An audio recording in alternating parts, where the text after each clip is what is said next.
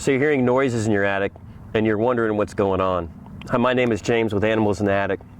Today we're going to discuss how to determine what the sound is in your attic.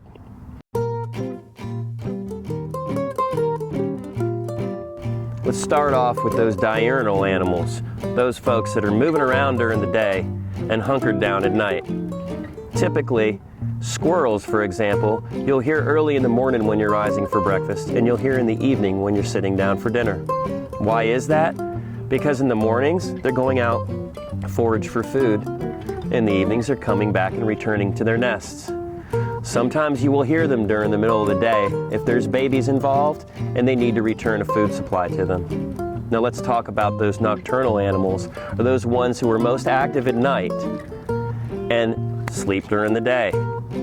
Those are typically rats and raccoons. Some telltale signs of rats are scratching noises, fast pitter-patter sound of feet across your attic or across your roof, and scratching. Raccoons, again, typically in the middle of the night, just like rats, have a loud thumping sound and heavy scratching. You'll even sometimes, if there's babies involved, hear a chirping or a crying sound, which will alert you that there's babies involved in this situation. If you're hearing unusual noises in your attic during the daytime or nighttime, you give us a call. We can tell what they are.